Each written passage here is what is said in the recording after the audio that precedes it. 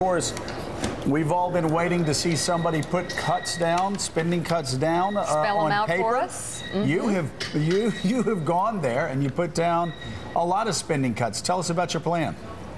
Well, we're just getting started, Joe. This is just a modest proposal. We have $500 billion in cut. And the reason I call it a modest proposal is not that we're not serious. I call it modest because even if they adopted it, it would be only a third of 1 year's deficit. The cuts I'm proposing aren't even enough. And yet here in official Washington, everybody says, oh my goodness, we could never cut that much. So I'm trying to get the debate started, but this is just the beginning. And I want people to realize the enormity of the problem we face, and that tinkering with 10 or 12% of the budget, freezing it at 2010 levels, does absolutely nothing to our problem. Senator, we've all been shocked by what's been going on the House side of the Capitol, where a $100 billion plan to cut spending became a $50 billion plan, and now it's settled in the low 30s, which leads to the question, if the Republican House is afraid to move forward with real spending cuts, who in the Senate's going to support your bold plan? Well, we're just getting started, and we have some convincing to do. But to give you an example of how bad the situation is, the president wants to freeze things at 2010 levels, but only 12% of the budget, the non-military discretionary spending. If the president gets his way, over the next 5 years, we add nearly $4 trillion worth of debt. If the Republicans get their way, we add $3 trillion worth of debt. So the Republican plan is better, but it's still too little, and we're drowning under a mountain of debt. You cannot get there by looking at a small segment of the government.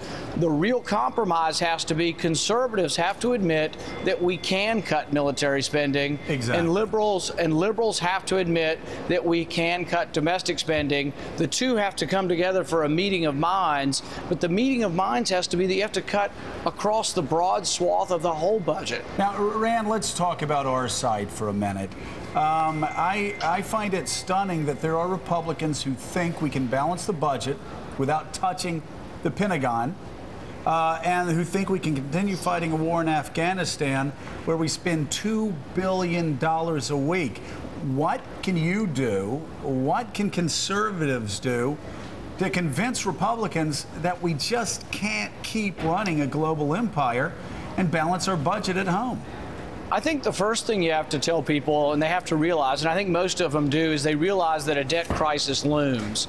But the second thing you have to tell them is you can be a conservative. I am a conservative. I believe in a strong national defense. I think it's the primary constitutional duty of government. But it doesn't mean we have to have large land mass or land scale wars, and that maybe you can fight terrorism with a smaller military, with smaller isolated actions to snuff out terrorism where we find it. But that having large-scale wars may not be the opportunity or the best way to fight terrorism, and we can't afford it.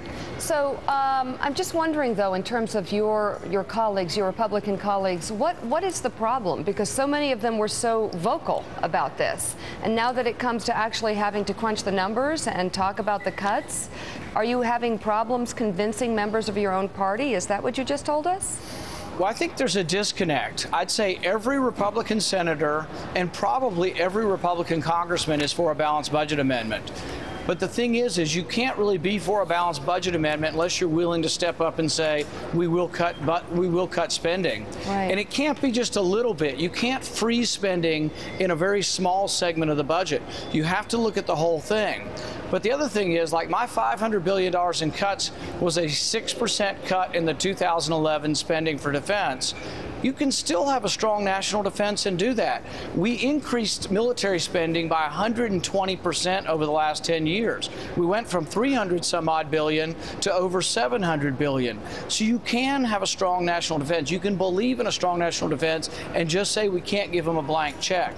The conservatives aren't quite there yet, but I think what will convince them is that they see when they talk about freezing things at 2008 levels, just the non-military discretionary spending, that that still adds $3 trillion to the debt, that it's not enough. You know, I was at a presentation the other morning that said that Japan's debt is now so large that it's an inevitability that Japan will face a debt crisis. These people were quite certain, and these are quite smart people who look at sovereign debt. They think Japan's locked in a debt crisis of their own, and they think we're 1 to 2 years behind Japan. It scares the bejesus out of me, and there were Democrats in the room too who are waking up and saying, you know what, we've got to do something before there's chaos in our country. John Heilman. Senator, you raised some hackles in this proposal by suggesting that we end foreign aid to Israel and referred to it as welfare. I'm curious whether, given the kind of backlash there's been and some criticism of those comments, whether you've had any second thoughts about that, or whether you're still standing strongly by that proposal. Well, the interesting thing is we presented $500 billion worth of cuts, and all of a sudden, half of the news stories were about 3/5 of 1% of our $500 billion. And I never isolated out one country. I said foreign aid for everyone.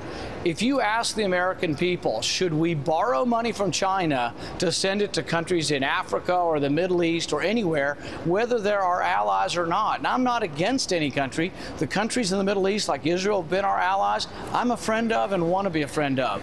There are people within Israel who have proposed getting rid of this. Netanyahu at one time said it would be a good idea to get off of the dependency of foreign aid.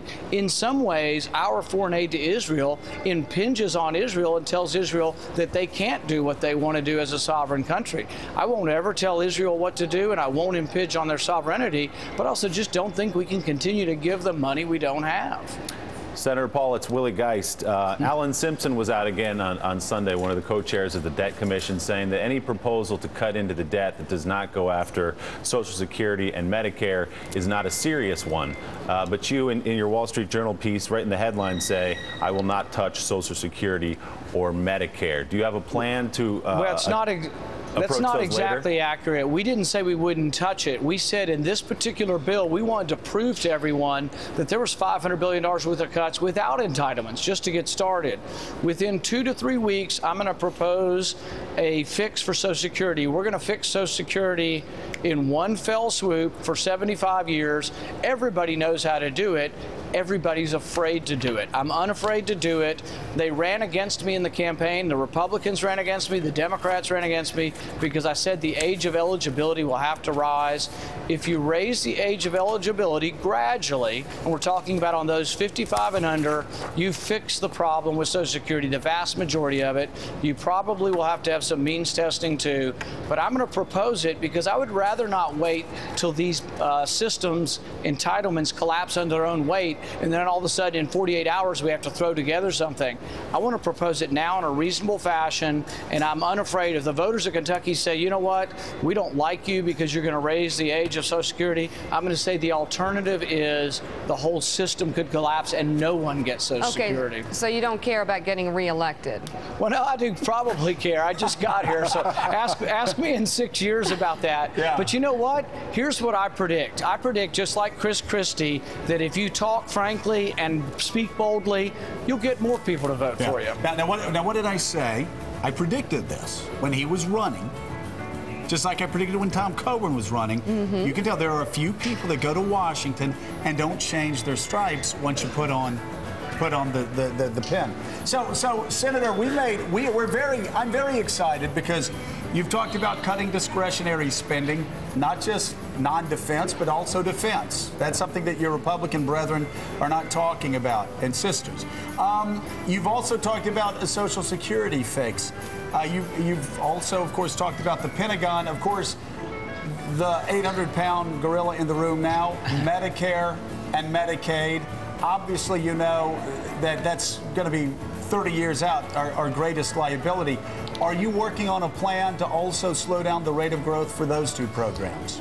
Yeah, it's a secret plan, though, and if I tell you, then you might tell other people. So right now it's secret, but yeah, we're gonna fix the budget the first week. Yeah. The second month I'm gonna fix Social Security, and then the third month we're gonna work on Medicare. There you go. On the fourth month, you can rest. And It'll good be luck time with for that. Easter recess. There you go. Senator Rand Paul, thank you very, very much. Thank you, Rand. Good luck. Okay, you got to admit, we always say people don't have the courage to come forward. He just went there.